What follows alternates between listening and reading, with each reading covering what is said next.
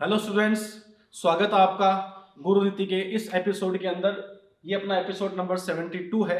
मैं Lalit Soni, team botany CLC Sikar, और मेरे साथ है Karan Yadav, team botany CLC Sikar. तो बच्चों, हम लोग बात कर रहे थे मॉलिक्यूलर बेसिस ऑफ इनहेरिटेंस की, और आज हम लोग इस सीरीज के अंदर जो बायोमोलिक्यूल्स वाला पोर्शन है उसको भी बच्चों में यहाँ पे डिस्कस करेंगे। तो सर शुरू करते हैं अपने क्वेश्चन नंबर 51 से, क्योंकि जो पहले के क्वेश्चंस है हम पहले वाले सीरीज में कर चुके हैं। 4 statements regarding transcription are given below, which 2 statements are true?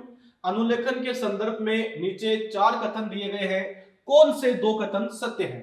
Monocistronic genes are present in prokaryotes only. तो देखो स्टूडेंट्स, हम आपको बताना चाहेंगे कि प्रोकैरियोटिक सेल जो होती है उस प्रोकैरियोटिक सेल के अंदर मोनोसिस्टोनिक कंडीशन नहीं पाई जाती है, इसमें पॉलीसिस्टोनिक कंडीशन पाई जाती है। तो सर स्टेटमेंट यहाँ पे क्या हो गया? रॉन्ग हो गया। फिर यहाँ पे है polycistronic genes are present in eukaryotes only. ये बच्चों यहाँ पे रॉन्ग है। अभी हमने बात की थी पॉलीसिस्टोनिक जीन किसमें होता है? प्रोकैरियोटिक सेल के अंदर होता है। Split genes are present in eukaryotes, ये बच्चों यहाँ बिल्कुल करेक्ट स्टेटमेंट है। याद करो, पढ़ा था अपन ने, जब डीएनए से आरएनए बनता है तो बच्चों पहले बनता है उसके अंदर एचएनआरएनए, और वो जो एचएनआरएनए है उसमें देखो हमने लिखा भी है एक्सोन और इंट्रोन दोनों होते हैं। तो एक्सोन और इंट्रोन दोनों का होना, इसको हम लोग कहते हैं स्प्लिट जीन। तो बच्चों स्प्लिट जीन किन में पाए जाते हैं? यूकैरियोटिक में पाए जाते हैं। एक्सोन जो होता है वो फंक्शनल पार्ट होता है, और इंट्रोन जो होता है वो अपने पास में नॉन फंक्शनल पार्ट है, इनएक्टिव पार्ट है, क्योंकि जो एक्सोन है वो ही आगे जाके हम कह सकते हैं ट्रांसलेशन कर पाता है, जो इंट्रोन है सर वो ट्रांसलेशन नहीं कर पाता है। फिर यहाँ पे है exon and introns are present in eukaryotes. तो बिल्कुल एक्सोन एंड इंट्रोन अभी सर यहाँ पे लिखा था, कहाँ पे होता है? यूकैरियोटिक जीन में होता है। अपने स्प्लिट जीन यहाँ पे कोडिंग नॉन कोडिंग दोनों पार्ट होते हैं, तो एक्सोन अपने पास में और इंट्रोन दोनों पार्ट होते हैं। तो ये स्प्लिट जीन में होता है, और स्प्लिट जीन यूकैरियोट का पहचान है अपने। देखो सर, मैं कितना सही है। स्प्लाइसिंग जो प्रोसेस होता है उसके द्वारा इसको चेंज किया जाता है। जैसे मान लो एचएनआरएनए है, तो एचएनआरएनए के अंदर एक्सोन इंट्रोन दोनों होते हैं। जो बच्चों इंट्रोन यहाँ पर है वो इनएक्टिव पार्ट है, यूजलेस पार्ट है। तो फिर एक्सोन इंट्रोन के अंदर में से इंट्रोन्स को रिमूव करना, that is called RNA splicing. और जब यहाँ पर इंट्रोन्स को रिमूव कर देंगे तब सिर्फ यहाँ पर एक्सोन बचते हैं, जिनसे एमआरएनए बन जाता है। बिल्कुल। तो सर देखो यहाँ पर ए और बी, तो यहाँ पे क्या हो गया? रॉन्ग हो गया। बिल्कुल सर, यहाँ पे सी एंड डी करेक्ट है। करेक्ट आंसर यहाँ पे हो गया, थर्ड ऑप्शन है। ओके, नेक्स्ट आगे देखते हैं अपन इसके बाद में।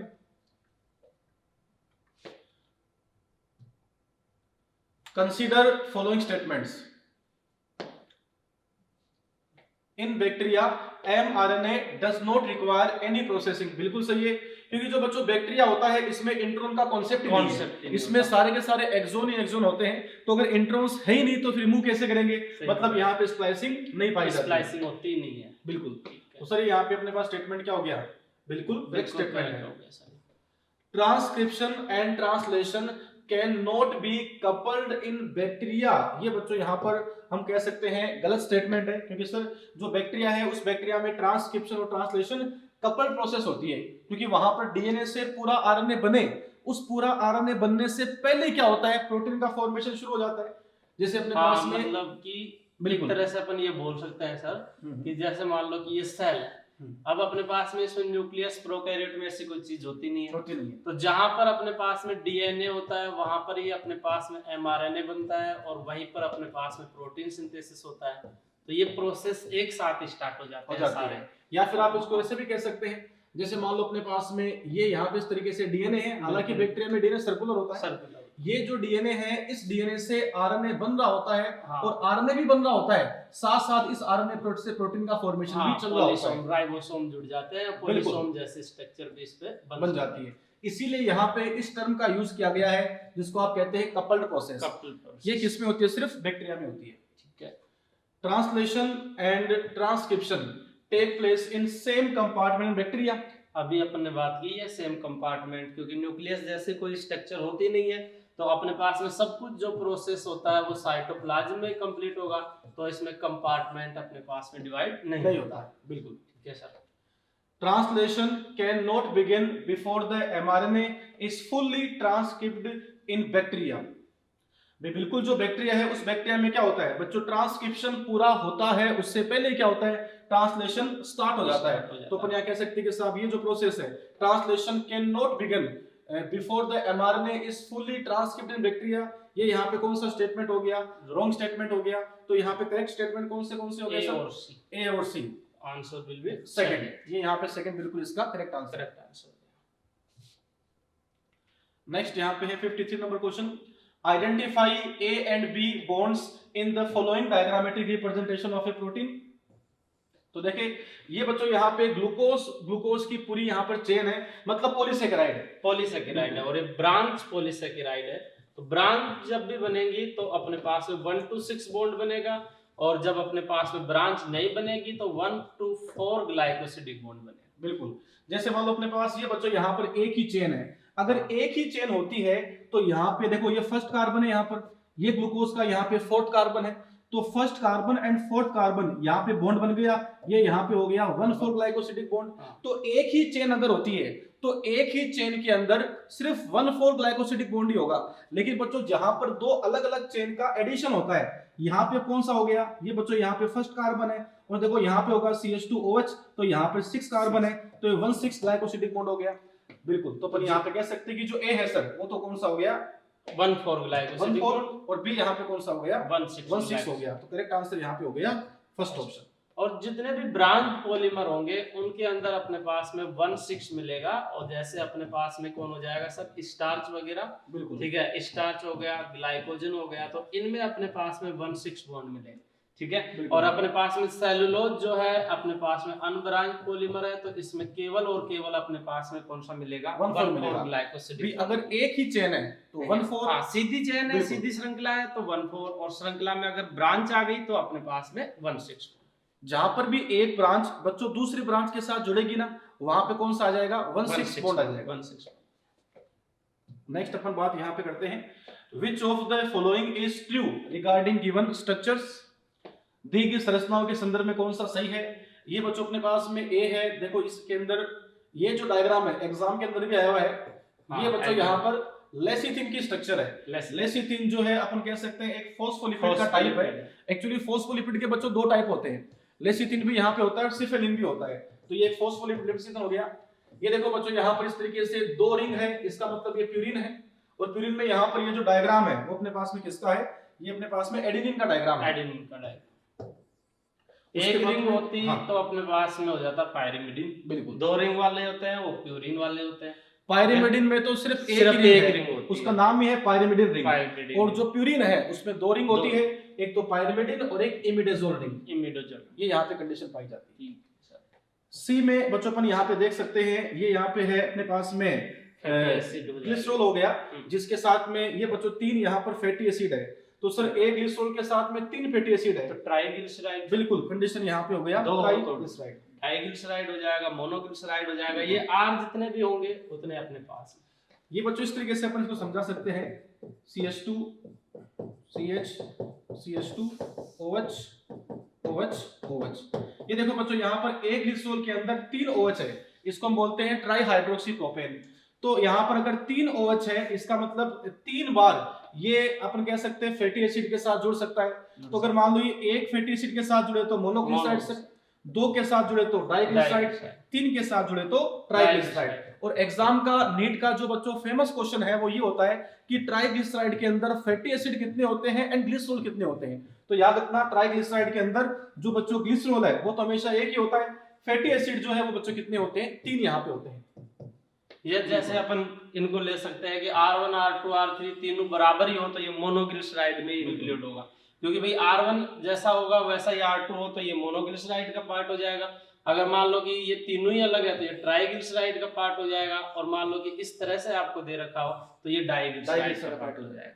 ठीक है, जितने भी सर बता रहे हैं कि भाई जितने भी एसिड अपने पास में इसमें इंक्लूड होते हैं उतना ही नाम अपने पास में बढ़ता जाता है। पर मोनो मिनिमम और ट्राई मैक्सिमम।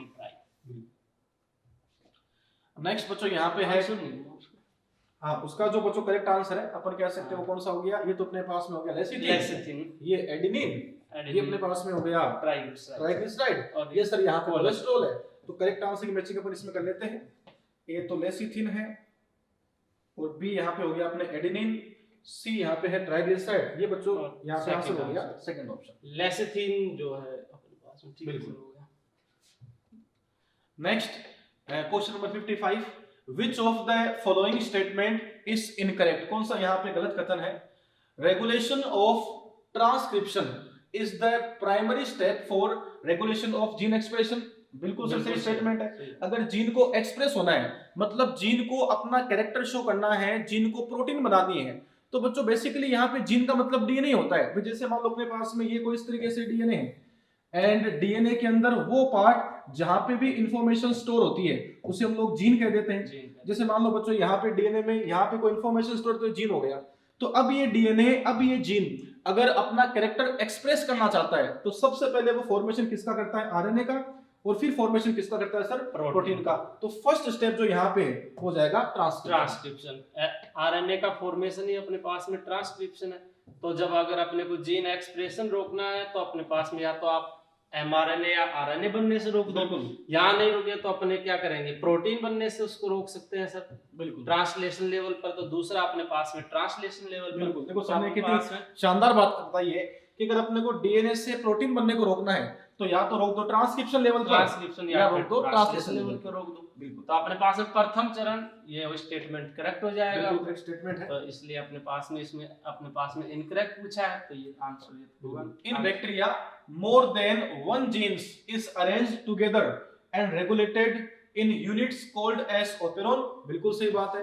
ओपेरॉन कॉन्सेप्ट किसमें होता है? बैक्टीरिया में होता है। बैक्टीरिया में होता है सर। बिल्कुल। जैसे स्ट्रक्चरल जीन हो जाएंगे, ये मोर देन अपने पास में 1 हो सकते हैं, यहाँ पर ऑपरेटर हो जाएगा, और अपने पास में जो रेगुलेटर जीन हो जाएगा। बिल्कुल। इस तरह से अपने पास में एक से ज्यादा जीन एक एक्सप्रेशन को कंट्रोल कर रहे हैं। बिल्कुल। जैसे लैक्टोज के उपापचय को कंट्रोल, मेटाबॉलिज्म को कंट्रोल करने वाले जीन हो गए। तभी सर इसका नाम ही जीन रेगुलेशन। जीन रेगुलेशन है। ओपेरॉन मतलब अपने पास में एक यंत्र होता है, एक गाना बजाने वाला यंत्र होता है, तो उसमें बहुत सारे लोग एक साथ बजाते हैं। वो एक आदमी से बजता नहीं है। तो अपने पास में वही है कि बहुत सारे जीन एक साथ अपने पास में काम करे तो और सब मिलकर एक यूनिट की तरह काम करते हैं। फिर यहाँ पे है तो अपने पास से कह सकते हैं कि करेक्ट स्टेटमेंट है। तो translation is a process that has evolved around RNA indicating that life began around RNA. बिल्कुल अपन यहाँ पे कह सकते हैं कि ट्रांसलेशन जो है इसका मतलब है कि जो आरएनए है उससे प्रोटीन का बनना तो ये आरएनए के अराउंड ही होती है। सही बात है। DNA is chemically and structurally less stable then more stable. ये सर यहाँ पे इनकरेक्ट स्टेटमेंट हो गया। पूछा भी अपने को इनकरेक्ट ही है। तो आंसर यहाँ पे हो गया फोर्थ ऑप्शन। बिल्कुल मोर स्टेबल होता है। वो भी किसके कारण से होता है अपने पास में सर? एक तो थायमिन जो 5 मिथाइल यूरेसियल है जिसके कारण एक्स्ट्रा मिथाइल ग्रुप है उसमें, और एक राइबोज शुगर की जगह अपने पास में कौन सी है? डीऑक्सीराइबोज शुगर है। एक ऑक्सीजन की कमी है तो अपने पास में वो भी राइबोज में तो क्या होता है कि सेकंड कार्बन पे OH होता है, तो वो OH क्या किसी के साथ रिएक्शन कर सकता है, तो रिएक्टिविटी ज्यादा, स्टेबिलिटी कम। लेकिन आरएनए में क्या होता है? जो डीएनए है, डीएनए में क्या होता है? डीऑक्सीराइबोज है, मतलब सेकंड कार्बन पे OH है ही नहीं, सिर्फ H ही है, तो रिएक्टिविटी कम हो गई, स्टेबिलिटी ज्यादा हो गई। ये यहाँ पे कंडीशन है। तो आंसर यहाँ फोर्थ हो गया था। नेक्स्ट 56 नंबर क्वेश्चन है, the statement all biological catalysts are protein is no more valid because of the discovery of ribozyme. जब हमने राइबोजाइम की डिस्कवरी की, ये एक ऐसा एंजाइम है जो आरएनए से बनता है, और ये 23 ऐसा आरएनए से बनता है, 23S आरएनए, 23 जो कि 70S राइबोसोम में अवेलेबल होता है, जो कि 70S राइबोसोम में अवेलेबल होता है। और 70S राइबोसोम जो होता है वो अपने पास में मेनली प्रोकैरियोट का कैरेक्टर हो गया सर। ठीक है। तो प्रोकैरियोट में पेप्टाइड बॉन्ड बनाने का काम जो करेगा वो अपने पास में यही करेगा राइबोजाइम। बिल्कुल। यूकैरियोट में इसीलिए सर उसमें लाइन लिखे एनसीईआरटी के अंदर कि जो न्यूक्लिक एसिड है वो एक कैटलिस्ट की तरह वर्क कर सकता है। तो वो न्यूक्लिक एसिड यहाँ पे कौन सा है? 23S आ रहा है। बिल्कुल। तो यहाँ पे हम कह सकते हैं राइबोजाइम से इसका आंसर हो जाएगा लाइसोजाइम, एंजाइम और राइबोन्यूक्लियेज, ये सब सर प्रोटीन से बनते हैं। आंसर यहाँ पे हो गया first option. Choose the incorrect combination from the following. निम्न में से असंगत संयोजन का चयन कीजिए। ट्राइग्लिसराइड एस्टर बॉन्ड, बिल्कुल अपन कह सकते हैं। ROR जो बॉन्ड होते हैं एस्टर बॉन्ड होते हैं, कह सकते हैं। जब ग्लिसरॉल और फैटी एसिड आपस में अटैच होंगे तब यहाँ पे बच्चों H2O का मॉलिक्यूल तो निकल जाता है और एस्टर बॉन्ड बन जाता है। एस्टर बॉन्ड बन जाता है। सही कह रहे हो। कार्बोहाइड्रेट मोनोसैकेराइड, बिल्कुल कार्बोहाइड्रेट मोनोसैकेराइड से लेकर के पॉलीसैकेराइड तक हो सकता है। ग्लूकोज वगैरह जो है वो अपने पास में मोनोसैकेराइड होते हैं, फिर डाई ट्राई ऐसे चलते हैं। सुक्रोज वगैरह डाइसैकेराइड है और स्टार्च वगैरह पॉलीसैकेराइड। तो ये भी यहाँ पे करेक्ट है। करेक्ट। पॉलीसेकेराइड ग्लाइकोसिडिक बॉन्ड, बिल्कुल अभी सर बात की थी अपन ने। हाँ, ग्लूकोज के बीच में बॉन्ड कौन सा था? Glycosidic bond. Dipeptide, two peptide bond. बच्चों डाइपेप्टाइड का मतलब यहाँ पे होता है two amino acid. Two amino acid. Two amino acid जब जुड़ते हैं तो एक पेप्टाइड बॉन्ड बनता है। एक वो पेप्टाइड बॉन्ड बनता है सर, अपन बना देते हैं इसमें, ठीक है। ये वाला जो बॉन्ड बनेगा अपने पास में, ये होगा अपने पास में कौन सा? पेप्टाइड। बिल्कुल। तो देखो बच्चों यहाँ पे डाइपेप्टाइड का मतलब सोचते हैं कि भी टू पेप्टाइड है। यहाँ पे डाइपेप्टाइड का मतलब होता है टू एमिनो एसिड। और टू एमिनो एसिड के बीच बॉन्ड कौन सा होगा? एक ही पेप्टाइड बॉन्ड होगा। ये अपन इस तरीके से भी शो कर सकते हैं इसको, जैसे अपने पास में यूं, ये बच्चों अपने पास में क्या है? एक अपन कह सकते हैं एमिनो एसिड है, ये जुड़ता है एक दूसरे एमिनो एसिड के साथ में, दूसरे एमिनो एसिड NH2COH, ये यहाँ पे H, ये यहाँ पे कौन सा है? R सर यहाँ पे चेंजेबल होता है। हाँ, इस रिएक्शन को बिल्कुल। एक बहुत अच्छा क्वेश्चन भी आता है कि 20 टाइप के एमिनो एसिड होते हैं, उनमें से हर एमिनो एसिड के अंदर जो कार्बन की 3 वैलेंसी है वो तो फिक्स रहती है, बस R यहाँ पे चेंजेबल होता है। सही कह रहे हो। अब देखो यहाँ पे जैसे COH है और NH2 है, पानी निकल जाएगा। बिल्कुल। यहाँ पे अपन कह सकते हैं कि जो इस तरीके से NH2 में से एक हाइड्रोजन और OH, यहाँ पे डिहाइड्रेशन हो जाएगा, H2 बाहर निकल जाएगा, और इस तरीके से यहाँ पे एस्टर बॉन्ड का फॉर्मेशन हो जाएगा। तो ये सर यहाँ पे रॉन्ग है, और पूछा भी अपने को रॉन्ग ही है, किसी की बात है, तो यहाँ पे आंसर अपना हो गया फोर्थ ऑप्शन। बिल्कुल। आगे चलते हैं। An organic substance bound to an enzyme and essential for its activity is called. बिल्कुल बच्चों, यहाँ पे ऑर्गेनिक सब्सटेंस को पूछा है एंजाइम के साथ। एक्चुअली क्या, एंजाइम दो टाइप के होते हैं, एक तो यहाँ पर एंजाइम होता है सिंपल एंजाइम, और एक यहाँ पे होता है अपने पास में कॉम्प्लेक्स एंजाइम। जो कॉम्प्लेक्स एंजाइम होगा उसी को हम लोग कहते हैं होलो एंजाइम। ये अपने पास में है होलो एंजाइम। होलो एंजाइम के अंदर दो पार्ट है, एक तो प्रोटीन पार्ट, एक non protein part. Protein part का नाम तो सर क्या था? Apo enzyme. नॉन प्रोटीन का नाम था कोफैक्टर। अब ये जो कोफैक्टर है, ये दो टाइप का हो जाएगा। ये अपन कह सकते हैं ऑर्गेनिक भी हो सकता है एंड इनऑर्गेनिक भी हो सकता है। या तो कोएंजाइम हो जाएगा, कोएंजाइम, और या अपने पास में ये मेटल वाला हो जाएगा, या प्रोस्थेटिक ग्रुप भी हो सकता है। प्रोस्थेटिक ग्रुप वाला। बिल्कुल। तो अपने पास में प्रोस्थेटिक ग्रुप जो है वो अपने पास में सब्सटेंस, ऑर्गेनिक सब्सटेंस का देखो ऑर्गेनिक सब्सटेंस की बात की है तो देखो होलो एंजाइम तो खुद यहाँ पर एंजाइम हो गया, एपो एंजाइम प्रोटीन वाला पार्ट हो गया। इसने अपने को ऑर्गेनिक सब्सटेंस पूछा है, तो अपने पास में कोएंजाइम वाला पार्ट, अपने पास में ये वाला पार्ट जो कोफैक्टर का भाग है कोएंजाइम, ये अपने पास में ऑर्गेनिक वाला पार्ट हो जाएगा। और मेटल वाले में तो जिंक वगैरह आ जाएंगे सर, जिंक जो भी मिनरल्स वगैरह होते हैं वो as a metal line work करते हैं। जैसे जिंक कार्बोक्सीपेप्टाइडेज के लिए हो गया, और अपने पास में मैग्नीशियम तो काफी के लिए होता है, हेक्सोकाइनेज के लिए, रूबिस्को के लिए, रूबिस्को के लिए भी मैग्नीज वगैरह भी हो जाते हैं। इस तरीके से अपन एक बात यहाँ पे और भी सर कह सकते हैं कि ये जो एंजाइम वगैरह होते हैं ये दो टाइप के हैं, सिंपल भी है, कॉम्प्लेक्स भी है। एक बहुत अच्छी लाइन लिखी है एनसीईआरटी के अंदर कि कॉम्प्लेक्स एंजाइम के अंदर दो पार्ट है, एपो एंजाइम भी है और कोफैक्टर भी है। अगर कोफैक्टर को निकाल दिया जाए तो फिर होलो एंजाइम वर्क ही नहीं करेगा। बिल्कुल। यहाँ बच्चों आपको लिखा हुआ है, बिल्कुल यहाँ पे कंफ्यूज आपको ऐसे करेंगे कि अगर कोफैक्टर को निकाल दिया जाए तो होलो एंजाइम की एक्टिविटी अप होगी, डाउन होगी, या स्टॉप हो जाएगी। तो यहाँ पे बिल्कुल स्टॉप हो जाएगी, बिल्कुल स्टॉप हो जाएगी। बाकी ये प्रोटीन का पार्ट जरूर है लेकिन वर्क नहीं करेगा, बिल्कुल, क्योंकि इसमें वर्क करने के लिए कोफैक्टर चाहिए ही। 90% पार्ट तो एपो एंजाइम है, लेकिन ये 1% पार्ट जो है इसको एक्टिव करने के लिए चाहिए, बिल्कुल चाहिए, इसके बिना ये काम नहीं करेगा।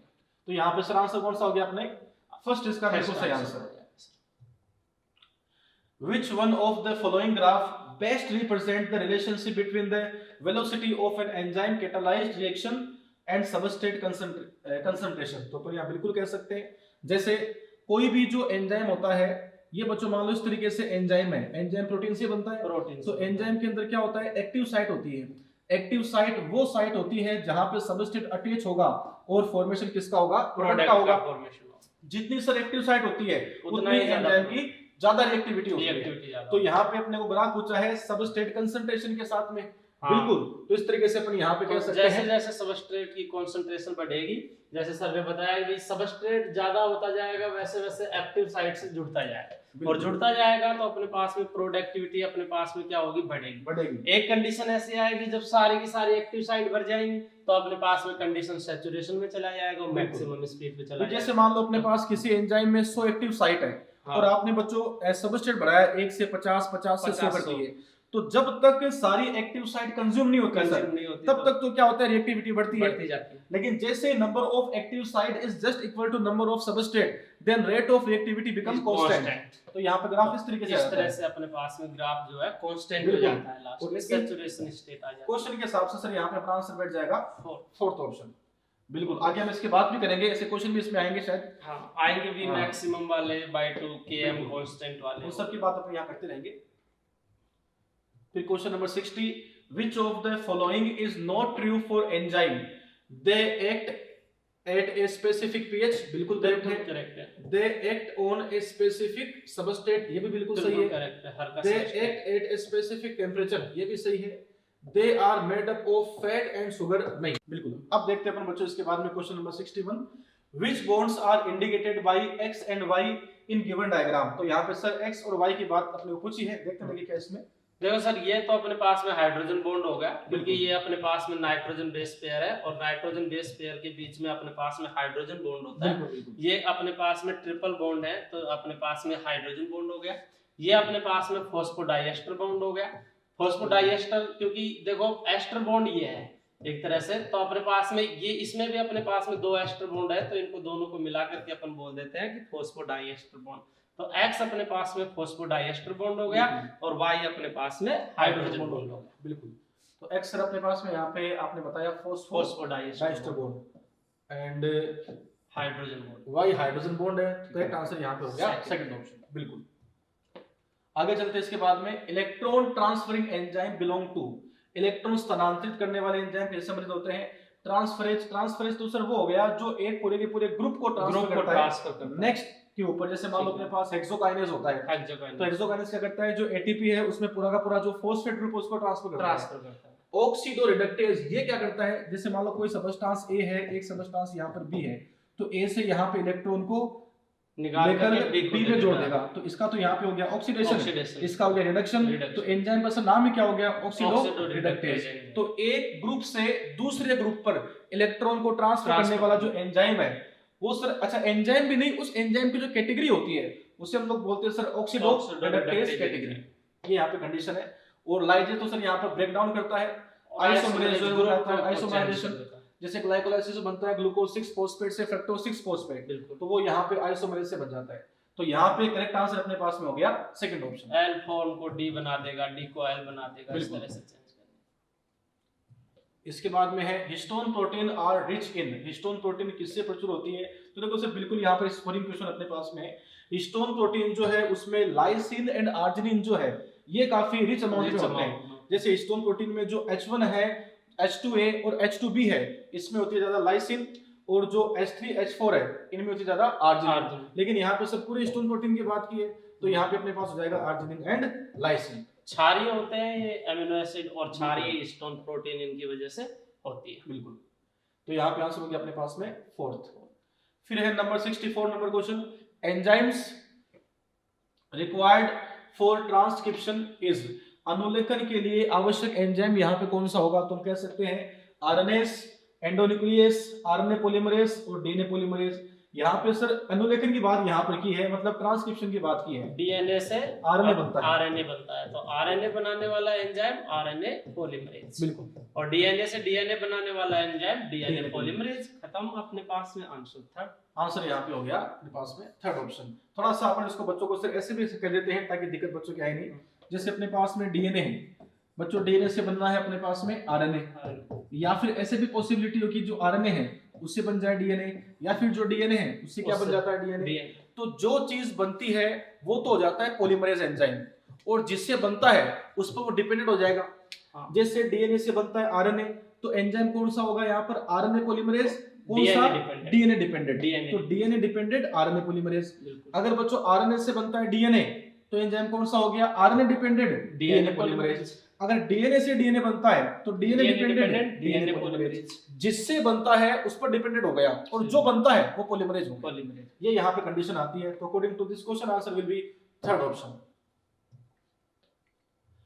Sequence of structural gene of lac operon, तो बिल्कुल अपन कह सकते हैं थ्योरेटिकल क्वेश्चन है। जो लैकोपेरोन है इसमें स्ट्रक्चरल जीन सर 3 होते हैं, Z gene, Y gene and A gene.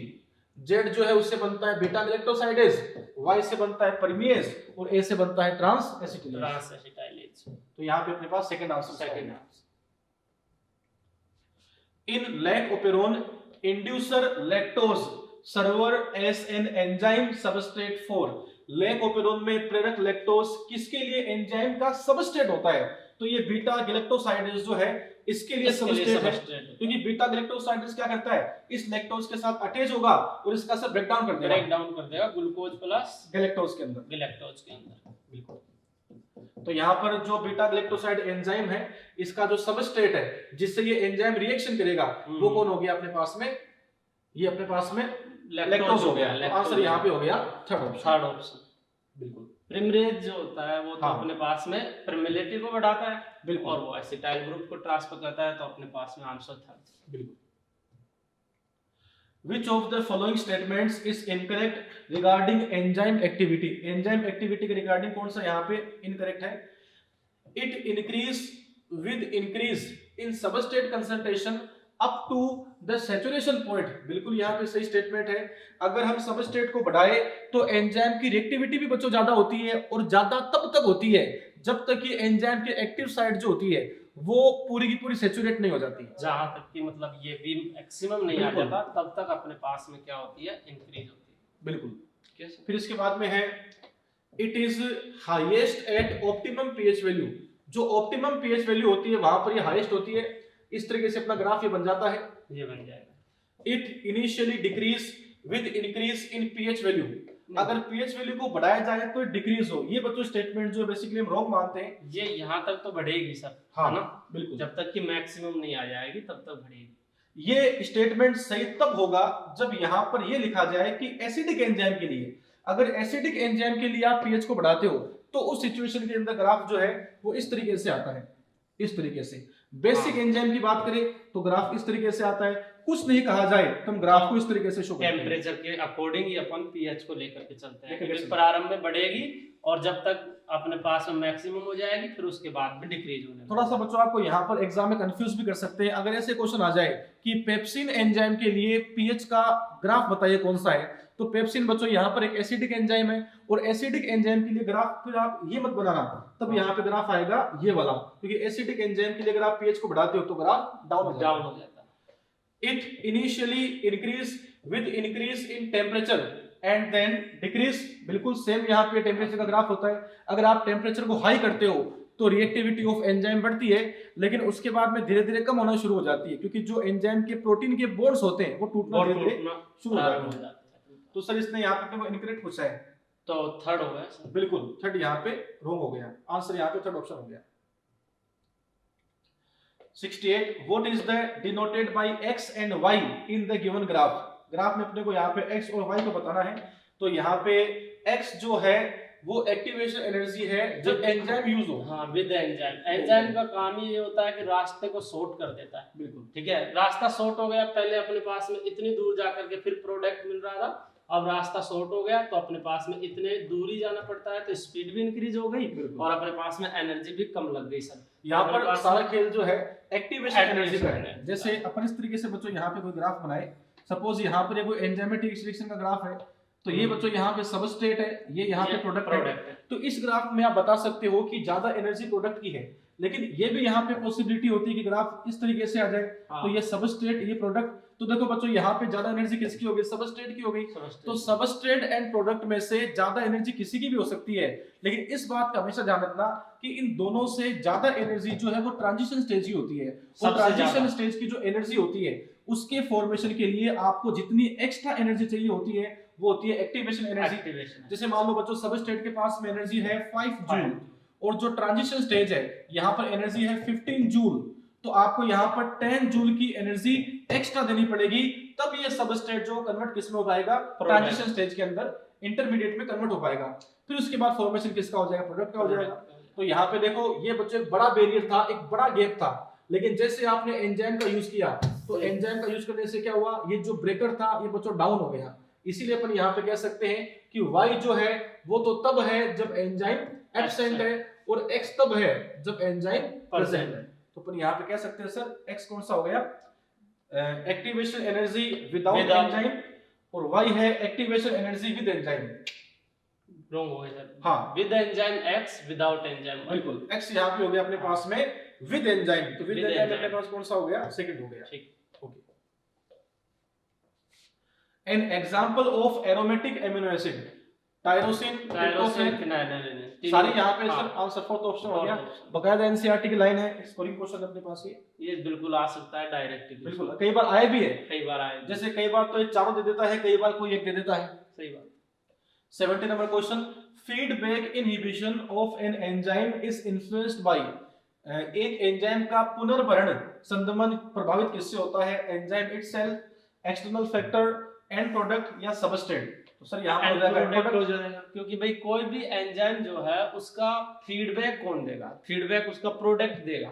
तो जब प्रोडक्ट का अमाउंट ज्यादा हो जाएगा तो प्रोडक्ट उसको अपने पास में नेगेटिव फीडबैक दे देगा, और नेगेटिव फीडबैक देने से अपने पास में उस एंजाइम का सिक्रेशन या फॉर्मेशन रुक जाएगा, जिससे अपने पास में रिएक्शन क्या हो जाएगी, रुक जाएगी। बिल्कुल, तो अपने जैसे- पास में हाँ। एंड प्रोडक्ट हो गया इसका। या फिर अपन इसको इस तरीके से भी सर एक्सप्लेन कर सकते हैं, जैसे अपने पास में ये कोई एंजाइम है और अच्छा ये जो एंड प्रोडक्ट का इनहिबिशन है ये सारे एंजाइम में नहीं होता है, नहीं, कुछ एंजाइम होगा जिसको बोलते हैं अपन एलोस्टेरिक एंजाइम।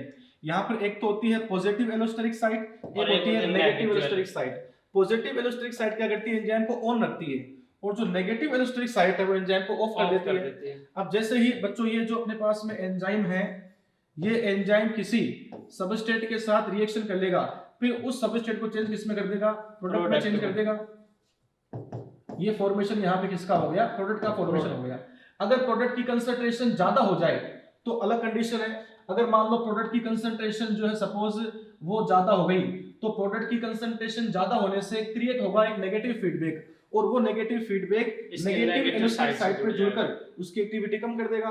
अगर मान लो बच्चों अभी प्रोडक्ट की कंसंट्रेशन कम है तो क्रिएट होगा एक पॉजिटिव फीडबैक, वो positive feedback positive allosteric site पे जुड़कर इसको अभी ऑन रखेगा। तो यहाँ पर देखो बच्चों, इस एंजाइम की रिएक्टिविटी को कंट्रोल किसने किया है, उस प्रोडक्ट की कंसंट्रेशन ने किया है। इसको हम लोग बोलते हैं एंड प्रोडक्ट कंसंट्रेशन। ये यहाँ पे कंडीशन है। फिर यहाँ पे sir 70 number question 71, the 20 different amino acids have different.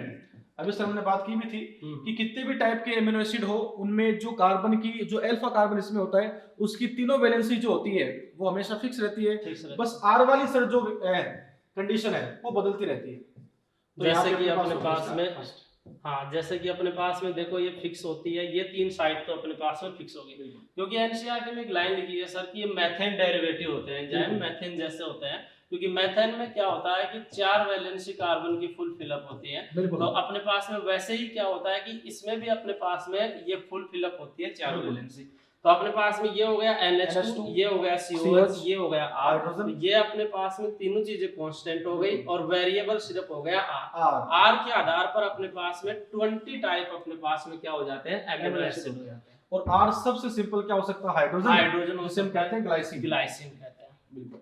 तो यहाँ पे सर आंसर हो गया अपना first option. Select the right option regarding the given graph. तो यहाँ पे सर ये ग्राफ जो है दो टाइप का हो सकता है, पीएच का भी हो सकता है, पीएच का भी हो सकता है, या टेम्परेचर का भी हो सकता है। तो यहाँ पे अपने पास आ जाएगा या तो पीएच या फिर टेम्परेचर, और यहाँ पे आ जाएगी रिएक्टिविटी ऑफ एंजाइम। तो एक्स यहाँ पर जो है वो अपने पास में आ जाएगा पीएच या फिर टेम्परेचर, और एंजाइम एक्टिविटी कि भाई अपने पास में जैसे जैसे बढ़ाएंगे तो जब तक कि इष्टतम पीएच आएगी, ऑप्टिमम पीएच, तब तक इंक्रीज होगा, उसके बाद डिक्रीज हो जाएगा। तो आंसर यहाँ पे हो गया फोर्थ ऑप्शन। फिर इसके बाद में है read the given statement and select the option that correctly sorts these with respect to A and B in the given flow chart।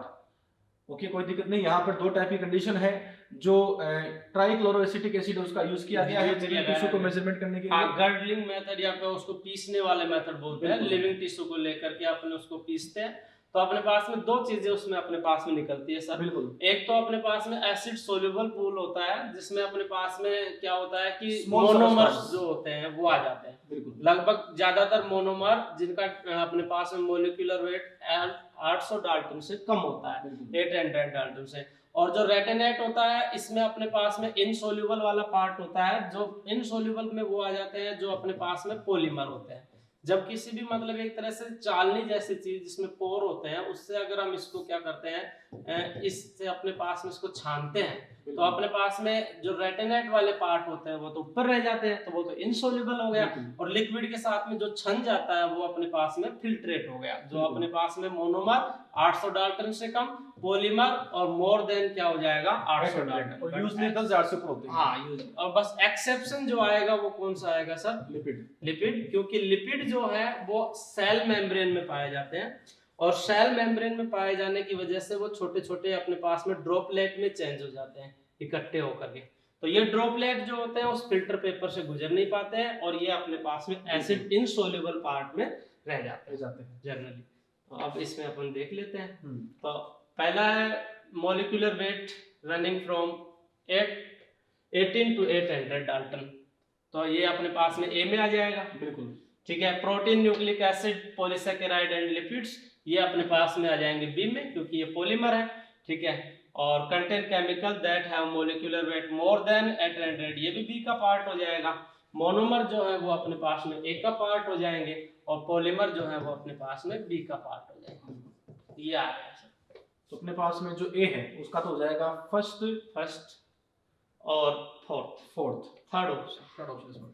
फिर देखो सिंपल सा इसमें कॉन्सेप्ट था, जैसे अपने पास में कोई भी टिश्यू है, उस टिश्यू को हमने यहाँ पे लिया, टिश्यू को ट्राइक्लोरोएसिटिक एसिड में डालकर हमने उसको क्रश कर लिया, फिर आपने क्या किया, पीसने के बाद में उसको किसी कॉटन के कपड़े पर डाल के या बटर पे डाल के आपने उसको इस तरीके से निचोड़ लिया। अब वो सबस्टांस जो उस एसिड के अंदर सोल्यूबल था वो तो उस कपड़े में से पास हो गया, लेकिन जो वो सबस्टांस उस एसिड में सोल्यूबल ही नहीं हुआ वो बच्चों वैसे के वैसे कपड़े के अंदर रहा। तो अंडरस्टूड सी बात है सर, जो कपड़े में से जाएगा उसकी साइज स्मॉल होती है, वो स्मॉल, और जो नहीं जाएगा वो लार्ज हो जाएगा। और अगर मान लो अपने पास मोनोमर है तो मोनोमर तो वैसे भी स्मॉल साइज का होता है, तो मोनोमर किस में आएगा, इस फिल्ट्रेट में आएगा, और जो पॉलीमर है वो स्टैंडर्ड में आ जाएगा। बस एक एक्सेप्शन लिपिड का आपको याद रखना है, वो भी उसकी वजह से मेम्ब्रेन में पाए जाने की वजह से वो अपने पास। तो आंसर यहाँ पे हो गया थर्ड ऑप्शन।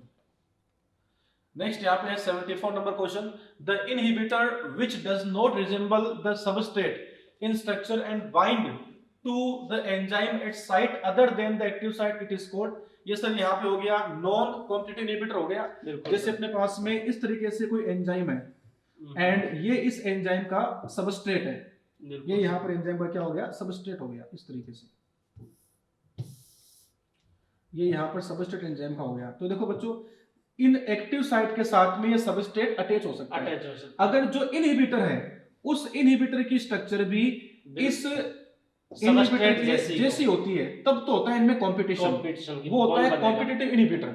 इसके अलावा मान लो कोई सबस्टेंस साइनाइड है, कार्बन मोनोऑक्साइड है, लेड है, ये ऐसा सबस्टेंस है जिसकी स्ट्रक्चर सबस्ट्रेट से नहीं मिलती है, तो सबस्ट्रेट तो अटैच होना चाहेगा एक्टिव साइट पर, और जो इनहिबिटर है वो यहाँ पे अटैच हो नहीं पाएगा। तो देखो बच्चों, इनमें कोई कंपटीशन नहीं है, इसे बोलते हैं non competitive inhibitor.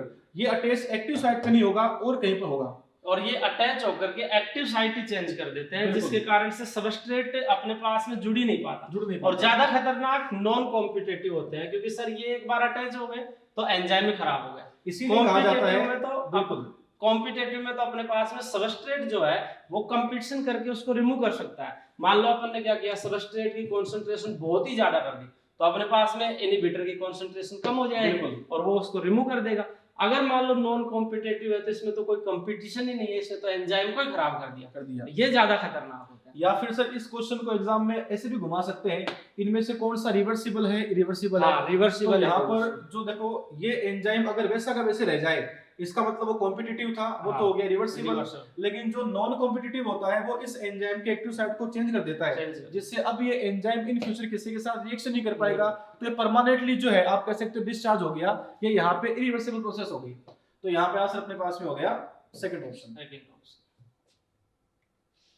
75 number question है, Michaelis mention constant Km is equal to the rate of reaction, the rate of enzymatic activity, substrate concentration at which the reaction attains half of its maximum velocity, substrate concentration at which the rate of reaction is maximum। तो अपन यहाँ पे कह सकते हैं कि जो sir Km है वो शो करता है V मैक्सिमम के हाफ को।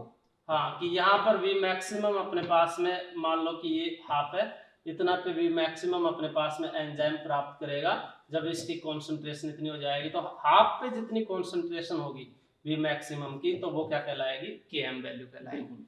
और Km वैल्यू अपने पास में अगर हम क्या करेंगे, कॉम्पिटिशन, नॉन कॉम्पिटिटिव, इन सब में पूछी जाती है सर कि कॉम्पिटिटिव एंजाइम में क्या होगा, Km वैल्यू चेंज कैसे होगी, नॉन कॉम्पिटिटिव में, तो आगे क्वेश्चन होंगे ऐसे। बिल्कुल। और Km की वैल्यू जो है वो कांस्टेंट रह सकती है, ऊपर भी जा सकती है, ऊपर भी जा सकती कभी है, Km की वैल्यू कम नहीं हो सकती है, कभी भी कम नहीं होगी वैल्यू, क्योंकि भाई जैसे मान लो कि मैक्सिमम स्पीड तो एंजाइम जब अकेला है तब प्राप्त करेगा, अगर उसके साथ में कोई जुड़ेगा तो इसका मतलब वो है कि मैक्सिमम स्पीड प्राप्त करने में उसको टाइम लगेगा ही, बिल्कुल, तो अपने पास में Km बढ़ेगा।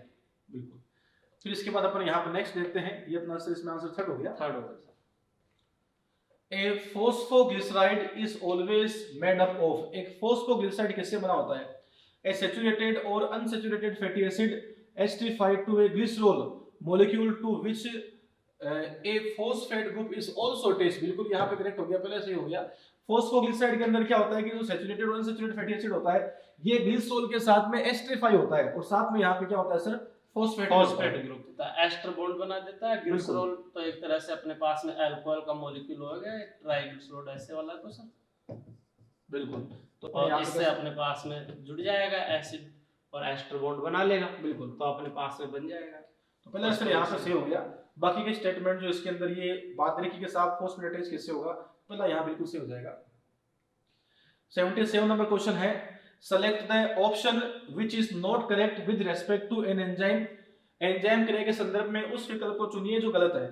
Substrate binds with enzyme at its active site, बिल्कुल सही स्टेटमेंट है, बिल्कुल। Addition of lot of succinate does not reverse inhibition of succinic dehydrogenase malonate, ये यहाँ पे गलत हो गया क्योंकि malonate जो है कॉम्पिटिटिव होता है, और शायद ये अपने पास में फोर्थ ऑप्शन में लिखा भी है, ये कॉम्पिटिटिव इनहिबिटर, और कॉम्पिटिटिव इनहिबिटर की अपन ने 2 क्वेश्चन पहले बताया था कि वो रिवर्सिबल प्रोसेस, तो वही कांसेप्ट यहाँ पे आ गया, वही कांसेप्ट सिंपल सा इधर आ गया। तो यहाँ पे आंसर अपने पास में गलत पूछा है, तो ये अपने आ गया second answer. Which protein fight against disease causing pathogen provide protection, तो सर ये वही बात यहाँ पे हो गई, जो एंटीबॉडी होती है, ये एंटीबॉडी ऐसी प्रोटीन है जो पैथोजन के साथ अटैच होकर उनको डिस्ट्रॉय कर देती है, तो यहाँ पे आंसर हो गया इसका फोर्थ ऑप्शन। एंटीजन के साथ में अपने पास में एंटीबॉडी रिएक्शन करती है, एग्लूटेशन, एंटीजन यहाँ पे हो गया पैथोजन, और एंटीबॉडी अपने पास डब्ल्यूबीसी में होती है, डब्ल्यूबीसी में, और एग्लूटेशन से उसको डिस्ट्रॉय कर देती है। 79 number question, structure of protein which absolutely necessary for protein to many biological function, भाई प्रोटीन जो है अगर वो कम से कम टर्सरी स्ट्रक्चर के अंदर आती है तब वो उस फंक्शन को कर पाती है, क्योंकि टर्सरी स्ट्रक्चर में क्या होती है, वो प्रोटीन स्टेबल हो पाती है। हालांकि कुछ एंजाइम ऐसे हैं जो क्वाटरनरी प्रोटीन से बनते हैं, जैसे कि बच्चों आइसो एंजाइम होते हैं, लेकिन किसी भी प्रोटीन को वर्क करने के लिए कम से कम उसको प्राइमरी से सेकेंडरी, सेकेंडरी से टर्सरी स्ट्रक्चर में आना ही पड़ेगा, क्योंकि एंजाइम एक्टिव साइट जो है वो पाउचेज जो बनते हैं वो टर्सरी के अंदर ही बनते हैं। यहाँ पे 3 से 12 अमीनो एसिड होते हैं जो मिलके एक्टिव साइट का फॉर्मेशन करते हैं, तो यहाँ पे आंसर हो गया third option. 80 number question, which protein structure has disulphide bond, तो डाइसल्फ प्राइमरी जो स्ट्रक्चर है इसमें सिर्फ पेप्टाइड बॉन्ड होते हैं, बीटा प्लेटेड स्ट्रक्चर और अल्फा हेलिक्स ये यहाँ पे सेकेंडरी हो गए। सेकेंडरी के अंदर अपन कह सकते हैं एक तो होता है पेप्टाइड बॉन्ड, एक बच्चों यहाँ होते हैं हाइड्रोजन बॉन्ड, लेकिन जो टर्सरी स्ट्रक्चर है अपन यहाँ पे कह सकते हैं इसके अंदर डाइसल्फाइड बॉन्ड भी होते हैं, इसमें कोवलेंट बॉन्ड भी होते हैं, हाइड्रोजन बॉन्ड भी होते हैं, पेप्टाइड बॉन्ड भी होते हैं। तो जो डाइसल्फाइड बॉन्ड है वो टर्सरी प्रोटीन में पाया जाता है, और टर्सरी प्रोटीन के अंदर भी उसमें होता है जहाँ पे सल्फर वाला अपन कह सकते हैं एमिनो एसिड होता है, जैसे कि सिस्टीन है, मेथियोनिन होता है, बिल्कुल। तो आंसर सर यहाँ पे हो गया थर्ड, फोर्थ ऑप्शन मेरे पास तो हो गया, sorry fourth option. 81 number question है, which of the following enzyme catalyze this reaction, तो देखो यहाँ पे सर अपने पास में ब्रेकडाउन हो रहा है, ब्रेकडाउन में कोई वाटर काम में नहीं आ रहा, तो यहाँ पे हो जाएगा लाइजेज और हाइड्रोलाइजेज दोनों ही क्या करता है, ब्रेकडाउन करते हैं, ब्रेकडाउन, बट ये H2O के साथ करता है, ये बिना H2O के करता है।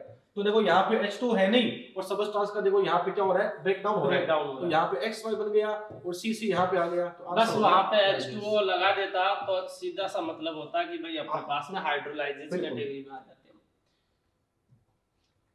हैं। 82 नंबर क्वेश्चन यहाँ पे है, which of the following is incorrect about enzyme, enzyme decrease the activation energy, बिल्कुल सही। अभी सर ने कहा था कि वो जो गैप होता है, वो जो ब्रेकर है उसको डाउन कर देता है, ये एक्टिवेशन एनर्जी कम कर देता है। Enzyme increase the rate of reaction, बिल्कुल रेट ऑफ रिएक्शन बढ़ाता है, फास्ट कर भाई देता जब है। एनर्जी डिक्रीज हो गई तो पाथवे छोटा हो गया, और पाथवे छोटा हो गया तो अपने पास में रेट ऑफ रिएक्शन तो इंक्रीज हो गया। Enzyme change the chemical equilibrium, गलत हो गया यहाँ पर। हाँ, सामने को कभी प्रभावित मैं तो एनर्जी सबस्टेट की चेंज करता है, एंजाइम नए एनर्जी प्रोडक्ट की चेंज करता है, वो सिर्फ ट्रांजिशन स्टेज जो है उसकी एनर्जी को कम कर देता है। जो इक्विलिब्रियम है वो अपन यहाँ पे कह सकते हैं कि चेंज नहीं होता है, तो यहाँ पे आंसर हो गया इसका third option. Mostly enzymes are proteins, ये बिल्कुल यहाँ पे करेक्ट स्टेटमेंट है, बस एक ये एक्सेप्शन है, वो राइबोजाइम है, वो आपको पहले बताया, इसीलिए यहाँ पे मोस्ट लिखा हुआ है। हाँ सर, अगला क्वेश्चन देखते हैं अपन यहाँ पे, कॉम्पिटिटिव इनहिबिटर बाइंड्स विथ। तो कॉम्पिटिटिव इनहिबिटर जो होता है वो कंपटीशन करता है, और कंपटीशन करता है सबस्टेट के साथ में, ताकि वहां पर जो एक्टिव साइट है सर उसके साथ जुड़ जाए। जैसे अपन यहाँ पे कह सकते हैं इस तरीके से, मान लो ये अपने पास में कोई एंजाइम है, और एंजाइम के साथ में ये सर अपने पास में क्या हो गया, सबस्ट्रेट, और जैसी स्ट्रक्चर सबस्ट्रेट की है वैसी स्ट्रक्चर किसकी होती है, इनहिबिटर की होती है। तो देखो सर दोनों की स्ट्रक्चर एक जैसी है, ये भी सोचता है कि मैं एक्टिव साइट के साथ जुड़ जाऊं, ये भी सोचता है कि एक्टिव साइट के साथ जुड़ जाऊं, तो सर दोनों में यहाँ पे कंपटीशन हो रहा है। तो अपन यहाँ पे कह सकते हैं ये दोनों कंपटीशन करते हैं एंजाइम की एक्टिव साइट से अटैच रहने के लिए। यहाँ पे लिखा है free enzymes to its active site, ये बिल्कुल सर यहाँ पे इसका अपना आंसर फर्स्ट हो जाएगा। बिल्कुल सही बात है सर। आगे देखते हैं अपन सर इसके बाद में question number 84। Which of the following is a nitrogen containing biomolecule? देखो नाइट्रोजन कंटेनिंग बायोमोलिक्यूल में अपन देखेंगे तो अपने पास में किसमें नाइट्रोजन होगा, तो नाइट्रोजन अपने पास में देखो एन एसिटाइल ग्लूकोसामीन है, ये तो काइटिन इसका पॉलीमर है, तो अपने पास में इसी से मिलकर के काइटिन बना हुआ है, तो दोनों में अपने पास में एन आ रहा है, यहाँ पर इसका मतलब क्या है, नाइट्रोजन ही है, तो अपने पास में ये दोनों हो गए। ठीक है, लेसिथिन एक फॉस्फोलिपिड है, और उसमें कोलिन वाला पार्ट जो होता है वो नाइट्रोजन से 3 CH3 जुड़े होते हैं, तो ये अपने पास में क्या हो जाएगा, नाइट्रोजन कंटेंटिंग हो जाएगा, तो अपने पास में सारे हो जाएंगे, तो ऑल ऑफ दीज चला जाएगा सर। बिल्कुल sir. Next question number 85, which of the following is ड्यूटेराइन। तो ड्यूटेराइन का मतलब यहाँ पर ये है कि जो COH होता है एमिनो एसिड के अंदर, इस COH में से जो H है ये H+ के फॉर्म में बाहर निकल जाता है, और NH2 के साथ में ऐड होकर NH3+ का सर फॉर्मेशन कर लेता है। तो देखो सर यहाँ पर तो खाली प्लस है, यहाँ पे माइनस है नहीं, इसमें ये अपने पास कंडीशन हो जाएगा जिसमें COH से अपन कह सकते हैं H+ बाहर निकल जाएगा, और NH2 के साथ जुड़कर उसको NH3+ में चेंज कर देगा। तो सर करेक्ट आंसर इसका हो गया सेकंड ऑप्शन। कुल मिला के अपन ये बोल सकते हैं कि ड्यूटेराइन वो स्टेज है जिसके अंदर पॉजिटिव और नेगेटिव चार्ज बराबर मात्रा में होता है, बराबर मात्रा में, और pH जिस पर अपने पास में अगर हम इसको लगाते हैं करंट इसके दोनों तरफ, तो ये किधर भी मूवमेंट नहीं करता है, तो ड्यूटेराइन होता है। ड्यूटेराइन होता है बिल्कुल। तो आंसर सर यहाँ पे हो गया second option. Next question number 86, which of the following statement is correct? निम्न में से कौन सा कथन सत्य है? High temperature destroy enzymatic activity. अपन कह सकते हैं अगर टेम्परेचर से ज्यादा हो जाता है तो डीनेचुरेशन हो जाता है प्रोटीन का, प्रोटीन टूट जाती है, पेप्टाइड बॉन्ड टूट जाते हैं। अगर एंजाइम के अंदर पाई जाने वाली प्रोटीन ही टूट गई तो फिर एंजाइम की एक्टिविटी कम हो जाती है। हाँ बिल्कुल, पेप्टाइड बॉन्ड टूटने से एंजाइम डीएक्टिवेट हो जाता है। प्रोटीन्स आर डीनेचुरेटेड बाय हीट, ये सर वही बात अपनी आ गई यहाँ पर, टेम्परेचर का ही हो गया हीट एक तरह से। Prosthetic group are organic compound. तो प्रोस्थेटिक ग्रुप जो है अपने पास कह सकते हैं ये होलो एंजाइम का पार्ट है, ये ऑर्गेनिक कंपाउंड ही है जो टाइटली बाउंड होता है अपने पास में होलो एंजाइम से, प्रोस्थेटिक ग्रुप। तो अपने पास में ऑल ऑफ दीज करेक्ट चला, बिल्कुल यहाँ पे सारे इसके सही हो गए। ओके, नेक्स्ट क्वेश्चन नंबर अपन 87 की बात यहाँ पे करेंगे। Consider the following statement, enzyme molecules are fewer than the substrate molecule and after saturation of these molecules there are no enzyme molecule free to bind with the additional substrate molecule। बिल्कुल अपन कह सकते हैं सही statement है ये। Actually बच्चों इस statement के अंदर दो स्टेटमेंट है कि एंजाइम के नंबर जो होते हैं वो सबस्ट्रेट से कम ही होते हैं। ऐसा इसलिए होता है क्योंकि जो एंजाइम हुआ करता है उस एंजाइम के अंदर नंबर ऑफ एक्टिव साइट बहुत सारी होती है, और जितनी अपन यहाँ पे कह सकते हैं एक्टिव साइट होती है उतने मॉलिक्यूल्स यहाँ पे अटैच हो पाते हैं। तो एक एंजाइम जो होता है वो एक एंजाइम ही काफी मॉलिक्यूल के साथ में क्या कर सकता है, रिएक्शन कर सकता है, बाइंड हो सकता है।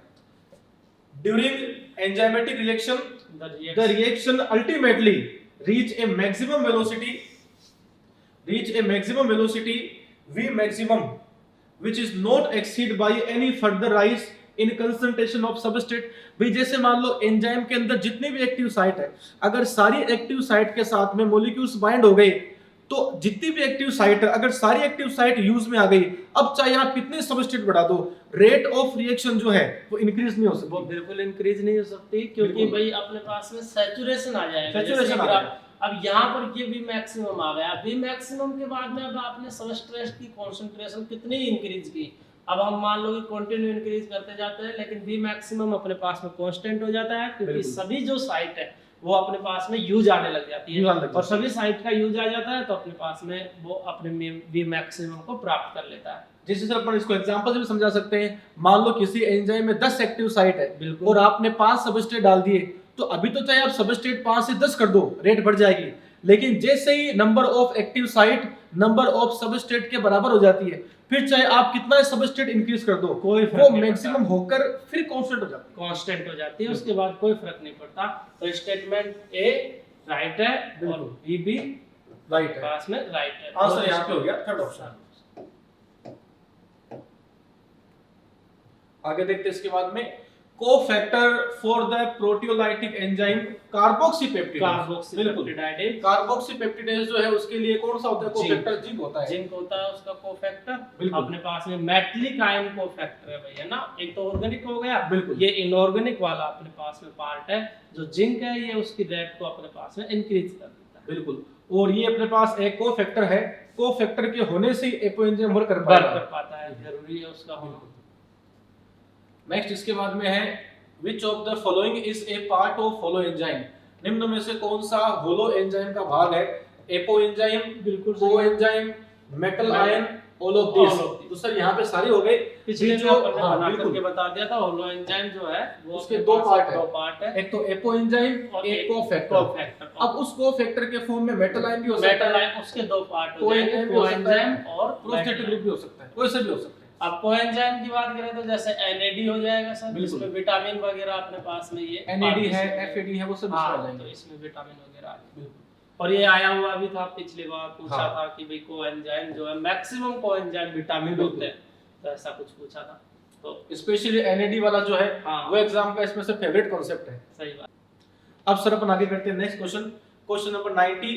Enzymes are divided into class each with subclass and named accordingly by a digit number। तो ये अपने को करना है सर। बिल्कुल, तो एंजाइम को अपने पास में मेनली जो है 6 क्लास में डिवाइड किया गया है। बिल्कुल, ठीक है, और उनकी अपने पास में सब क्लासेज होती है, वो होती है 4 टू लेकर के 13। और उसके कितने डिजिट आते हैं जो अपने पास में नेम है? 4 यहाँ पे डिजिट आते हैं। यहाँ पे डिजिट्स जो है वो शो करते हैं, जैसे इस तरीके से आता है 4 डिजिट कौन से होते हैं। और ऐसे बोलता है कि साहब ये जो अपने पास में, ऐसे बच्चों क्वेश्चन भी आ सकता है कि ये जो इंडिकेट यहाँ पे किया हुआ है कौन सा एंजाइम है। तो देखो बच्चों, यहाँ पे फर्स्ट डिजिट जो है वो क्लास को शो करती है, और याद करो एंजाइम के जो 6 क्लासेस है उसमें फर्स्ट क्लास का नाम क्या होता है? Oxido reductase. मतलब ये जो अपने पास नंबर का सिस्टम है, इस नंबर सिस्टम के अकॉर्डिंग ये ऑक्सीडेशन या रिडक्शन करने वाले एंजाइम की कैटेगरी है। ये यहाँ पे क्लास, ये सब क्लास, फिर उसके पार्ट, लास्ट का जो वर्ड आएगा वो एग्जैक्टली नेम ऑफ एंजाइम को शो करेगा। तो अपन यहाँ पे इजी वे में कह सकते हैं कि जितने भी जो एंजाइम्स है उन सारे एंजाइम्स को 6 क्लासेस में डिवाइड किया गया है, और हर क्लास के अंदर 4 to 13 बच्चों सब क्लास है, और ये जो इनके नोमेनक्लेचर का सिस्टम है ये होता है यहाँ पे 4 डिजिट सिस्टम। तो सर इसमें आंसर अपने पास में हो गया फोर्थ ऑप्शन। ओके सर, बिल्कुल। नेक्स्ट यहाँ पे है, in an enzyme reaction is competitive inhibitor added then the value of Km। ये बच्चों एक बात बताना चाहूंगा मैं आपको, Km का मतलब यहाँ पे है माइकलसन मेंसन कांस्टेंट। जैसे अपने पास में आप ये मान के चलो इस तरीके से कोई एंजाइम है, और बच्चों इस एंजाइम के अंदर अपन कंडीशन देखें, ये मान लो अपने पास एक एंजाइम है, और एंजाइम के अंदर ये जो आप देख रहे हो ये बच्चों यहाँ पर एक्टिव साइट है, ठीक है, ये अपने पास एक्टिव साइट है। अब मान लो यहाँ पे कंडीशन कौन सी है? ये यहाँ पे कॉम्पिटिटिव इनहिबिटर है, मतलब सेम जगह। मान लो ऐसे बच्चों यहाँ पे सबस्ट्रेट अटैच हो गया, ये सबस्ट्रेट एक्टिव साइट से जुड़कर कन्वर्ट किस में हो जाएगा सर? प्रोडक्ट में कन्वर्ट हो जाएगा। लेकिन इस एक्टिव साइट पर सबस्ट्रेट तो है नहीं, इनहिबिटर, यहाँ पे इनहिबिटर आ गया। अच्छा, इस एक्टिव साइट को दिखता थोड़ी कि इनहिबिटर आ गया, ये तो आराम से क्या करती है, इनहिबिटर के साथ जुड़ती है। बिल्कुल अब जो same जैसा एक्टिव लगता साइट है, अब एक्टिव साइट सोचती है कि अपने साथ में सबस्ट्रेट जुड़ गया, चलो अब इसको प्रोडक्ट में चेंज करते हैं। लेकिन थोड़ी देर बाद क्या इसको महसूस होगा कि अरे ये तो कुछ और ही आ गया। फिर बच्चों यहाँ पे इनहिबिटर जो है वो क्या हो जाएगा, रिमूव हो जाएगा। और इनहिबिटर जब रिमूव होगा फिर उसके बाद में अपन यहाँ पे कह सकते हैं अब यहाँ पे कोई दूसरा सबस्ट्रेट आएगा और कन्वर्ट किस में होगा, प्रोडक्ट में। तो जैसे पहले यहाँ पर 4 एक्टिव साइट थी, लेकिन देखो बच्चों अब 3 एक्टिव साइट काम करी थी, और लेकिन जब वो इनहिबिटर यहाँ से रिमूव हुआ, वापस सबस्ट्रेट आया, अब यहाँ पर वापस स्पीड मैक्सिमम 4 की हो गई। अगर अपन इसको ग्राफ में शो करना चाहे, एक मतलब जैसे कि सर अपन कह सकते हैं कि भाई ये सबस्ट्रेट उस इनहिबिटर को जब रिमूव करेगा जब सबस्ट्रेट की कंसंट्रेशन ज्यादा होगी। तो दूसरी बात अपन कह सकते हैं अगर एक बार इनहिबिटर के साथ अटैच हो गया, फिर वापस डिटैचमेंट के बाद में ये किसी दूसरे सबस्ट्रेट के साथ रिएक्शन करेगा, तो उसको मतलब वहां से हटाने के लिए हमारे को सबस्ट्रेट की कंसंट्रेशन ज्यादा करनी पड़ेगी। तो अपने पास में सिंपल सी बात है, जैसे मतलब अपने पास में ये कंसंट्रेशन ज्यादा करनी पड़ेगी, तो V मैक्सिमम प्राप्त करने में थोड़ा टाइम क्या करने पड़ेगा, ज्यादा लगेगा।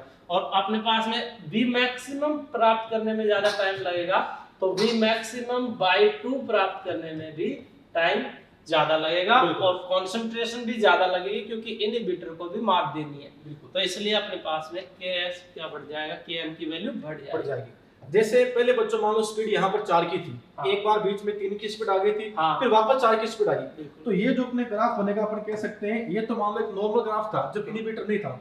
अब ग्राफ जो है वो कुछ इस तरीके से आ जाएगा। अगर ग्राफ यहाँ पे इस तरीके से आएगा तो हम क्या कह सकते हैं, हम ये कह सकते हैं इसके अंदर, जैसे मैं एक बार फ्रेश डायग्राम को बनाना चाहेंगे, ये बच्चों एक बहुत ही अच्छा कॉन्सेप्ट उसने बताया था इस तरीके से। ये अपने पास में एक नॉर्मल ग्राफ होता है जब सर इनहिबिटर नहीं होता है, तो अपने पास में ये तो क्या आ गया, इसके अंदर V मैक्सिमम आ गया, और मान लेता हूं मैं यहाँ पे आ गया V मैक्सिमम बाय 2, तो इस तरीके से यहाँ पे अपन कह सकते हैं Km आ गया। अब मान लो यहाँ पे इनहिबिटर होता है, तो अगर यहाँ पे इनहिबिटर है तो ग्राफ कुछ इस तरीके से बन जाता है। तो ग्राफ अगर इस तरीके से बन गया तो देखो V मैक्सिमम वापस उतना ही आ गया, लेकिन थोड़ा टाइम लगा।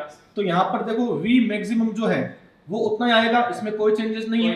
V मैक्सिमम का जो हाफ है उसमें भी कोई चेंजेस नहीं है, लेकिन देखो यहाँ पर V मैक्सिमम का हाफ में चेंज नहीं, लेकिन जो यहाँ पे Km है, इस Km की वैल्यू बढ़ गई। तो अपन कह सकते हैं कि कॉम्पिटिटिव इनहिबिटर के केस में जो Km की वैल्यू है वो यहाँ पर बढ़ जाती है। तो सर यहाँ पे करेक्ट आंसर हो गया सेकंड ऑप्शन, दूसरा option.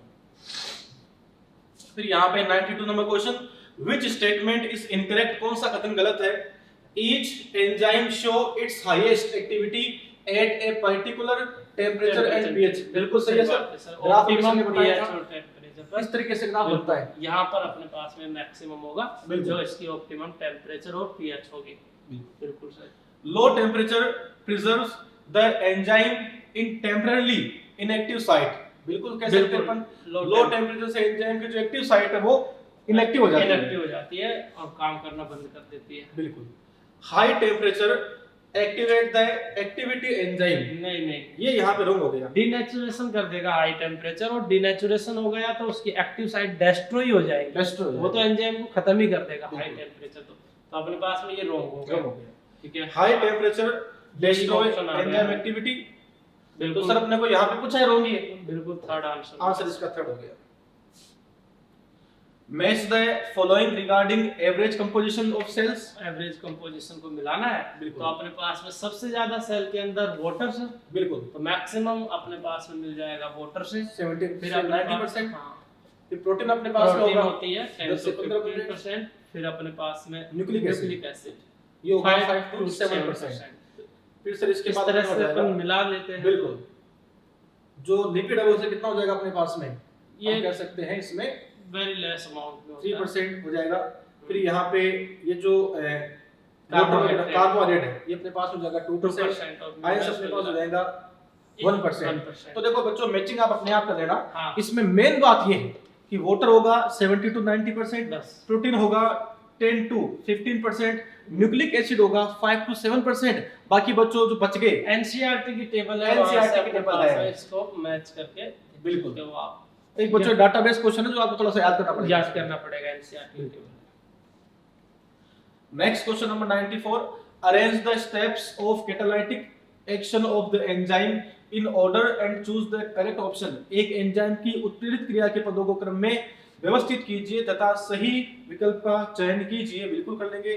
The enzyme release the product of the reaction and the enzyme is free for another substrate. तो सर ये बिल्कुल लास्ट स्टेप हो गया। लास्ट स्टेप हो गया। जब अपने पास में प्रोडक्ट को फ्री कर देगा तो अपने पास में तो लास्ट स्टेप हो गई, ताकि नए से एंजाइम अपने पास में जुड़ सके। तो किसी सबस्ट्रेट के साथ, किसी भी सबस्ट्रेट फर्स्ट तो लास्ट में आ रहा है। बिल्कुल ठीक है। The active site of enzyme is in close proximity of substrate and break of chemical bonds of the substrate. ये बिल्कुल जस्ट सर इसी पीछे आ गया। हाँ। क्योंकि जब पुराने बॉन्ड टूटेंगे, नए बॉन्ड बनेंगे, तभी प्रोडक्ट का फॉर्मेशन होगा। एंजाइम और अपने पास में कॉम्प्लेक्स हो गया, एंजाइम सबस्ट्रेट कॉम्प्लेक्स की बात हो गई। तो अपने पास में ये हो जाएगा इससे पहले का, the binding of substrate induce the enzyme to enter its shape fitting more tightly around the substrate. तो ये ईएस होगी, ये इससे पहले आ जाएगी।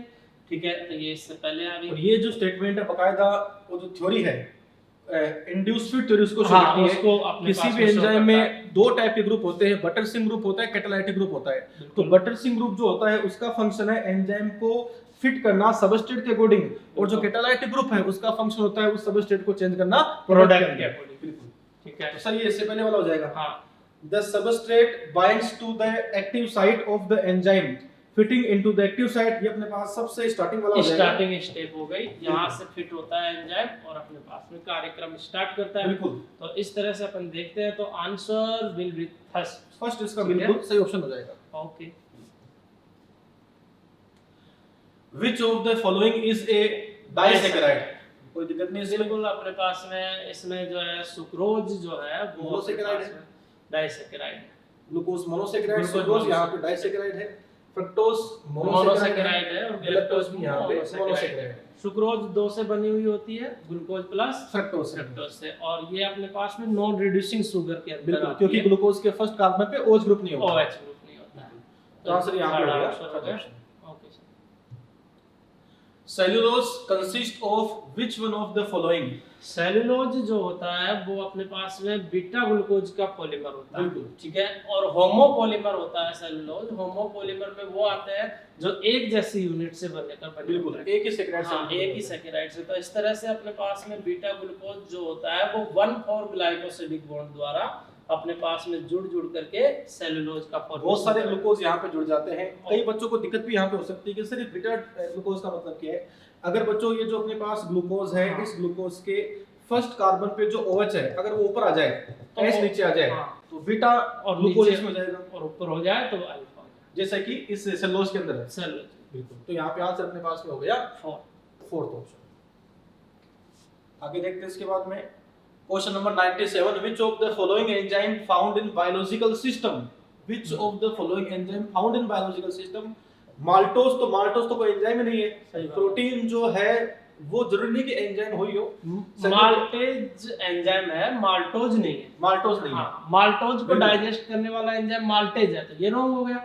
सेलुलोज को डाइजेस्ट करने वाला सेलुलेज है, ये भी रॉन्ग हो गया। और प्रोटीन अपने पास में एंजाइम जो है अलग-अलग बनते हैं प्रोटीन से। मतलब प्रोटीन एंजाइम हो भी सकती है, नहीं भी हो सकती है। नहीं भी हो सकती है। प्राइमरी प्रोटीन जनरली एंजाइम की तरह वर्क नहीं करती है। तो अपने पास में एक ही बचा एंजाइम यहाँ पर, लाइपेज। तो answer will B 4। Which of the following is non-reducing sugar? तो भी सर ने बताया था। हाँ, अभी अपने पास में आई थी सुक्रोज जो थी वो नॉन रिड्यूसिंग शुगर थी। ठीक है। स्टार्च जो है, स्टार्च में दो कंडीशन है। इसका जो राइट पार्ट है वो होगा रिड्यूसिंग, लेफ्ट पार्ट होगा नॉन रिड्यूसिंग। माल्टोज जो अपने पास में है वो भी कैसी रिड्यूसिंग शुगर है। ग्लूकोज मोनोसैकेराइड है, ये तो रिड्यूसिंग हो गई। आंसर यहाँ पे फोर्थ ऑप्शन होगा। रिचेस्ट एनर्जी कंपाउंड इज, अपन यहाँ पे कह सकते हैं फैट हो गया सर। फैट हो गया। 142 एटीपी के लगभग अपने पास में एक फैट के मॉलिक्यूल से अपने पास में प्रोड्यूस होते हैं। बिल्कुल। तो अपने पास में फैट जो है वो अपने पास में रिचेस्ट एनर्जी कंपाउंड अपने पास में होगा। बिल्कुल। इसके बाद नेक्स्ट अपना यहाँ पे हो गया which of the following monosaccharide represent cyclic structure of beta D glucopyranose? अभी सर ने बताया था OH की पोजीशन देख लो, OH ऊपर अपने पास में, तो आंसर क्या हो जाएगा? बीटा डी फर्स्ट हो जाएगा। ठीक है। फिर इसके बाद में है both starch and cellulose are polysaccharide and polymer of glucose. The starch iodine is blue colour but cellulose not produce of iodine. तो सर ये वही क्वेश्चन हो गया, ये काफी बार एग्जाम में हवा भी है, क्योंकि सेलुलोज में जो है वो 1,4 ग्लाइकोसिडिक बॉन्ड पाया जाता है, तो उसमें ब्रांचेज नहीं बनती है, ये हेलिकल स्ट्रक्चर इसमें बनती है। और अपने पास में जो स्टार्च है उसमें अपने पास में इस तरह से बॉन्ड बन जाते हैं, क्योंकि उसमें 1,6 ग्लाइकोसिडिक बॉन्ड पाया जाता है, तो ब्रांच बन जाती है, इसमें ब्रांच नहीं बनती है। इन ब्रांच में आयोडीन अटक जाता है, और अब जब इसको हम पानी से धोते हैं तो आयोडीन बाहर आ जाता है सेलुलोज का, जबकि स्टार्च के हेलिकल भाग उसको पकड़ लेते हैं, इसकी वजह से वो अपने पास है आयोडीन टेस्ट देता है और सेलुलोज नहीं देता। बिल्कुल, तो सर आंसर यहाँ पे हो गया अपना फर्स्ट ऑप्शन। फर्स्ट हो गया। आगे देखते हैं, certain amino acids are essential for our health and they have to be supplied through our diet called.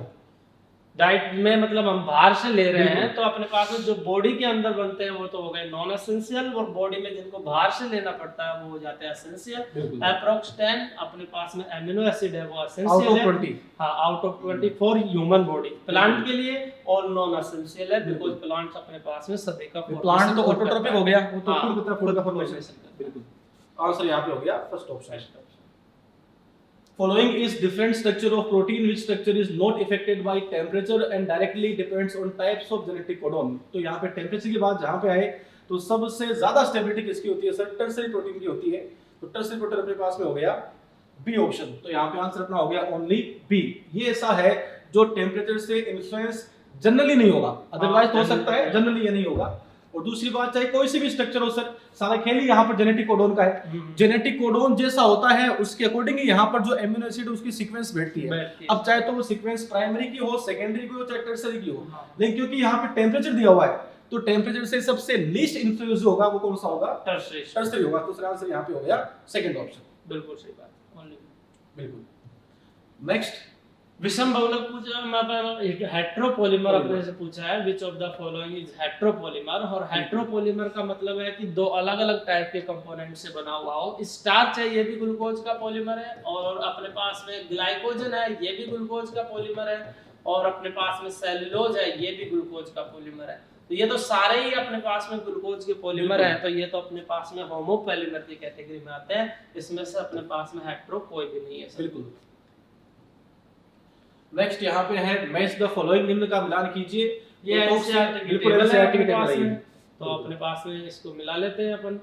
तो जैसे अपन इसमें देखते हैं मोरफिन सबसे पहले यहाँ पे, तो मोरफिन क्या हो गया सर? मोरफिन यहाँ पे हो गया एल्कलॉइड। इसके बाद एसेंशियल ऑयल यहाँ पर है, तो लेमन ग्रास ऑयल यहाँ पर हो गया। ड्रग्स की बात अपन करें तो विनब्लास्टिन यहाँ पे ड्रग्स है, और टॉक्सिक सब्सटेंस यहाँ पे कौन सा है? एब्रिन है।